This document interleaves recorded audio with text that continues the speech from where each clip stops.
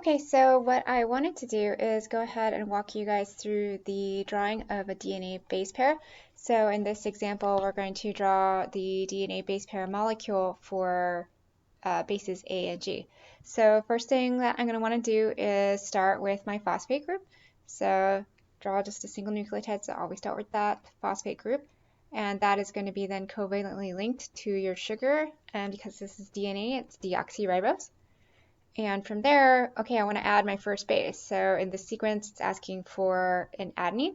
So I'm going to show that as a covalent link here. So again, this is your nucleotide. This is the monomer of the DNA polymer. And because I'm asking for a DNA molecule, I want you to draw base pairs. So remember that A's always pair with T's. And so the easiest thing to do from here is probably to just start with that base across the way. So A pairs with T, so you draw your T across the way. And then since you're over here, you might as well add those hydrogen bonds that are in between those DNA base pairs. And okay, now I want to add the rest of this nucleotide. So again, that base is connected to this deoxyribose sugar here, and which is connected to this phosphate. So this is asking for a molecule with two of these base pairs in them. So let's go ahead and add the second nucleotide here. So this first one with A, and it's asking for this one for G. So this is a nucleotide with the base of G. Again, I've got my phosphate, I've got my deoxyribose, I've got my base of G. And again, remember that A's pairs with T, so G always pairs with C. And then while you're here, you can just draw these hydrogen bonds. So after that, again, remember that these are covalently linked to the rest of this nucleotide. So your base is covalently linked to this deoxyribose, which is linked to this phosphate group here. So now that I have my two base pairs, I need to connect them together.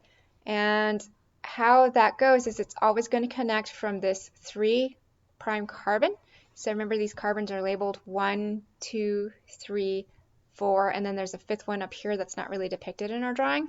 But this third carbon is what connects one nucleotide to the next nucleotide in the polymer.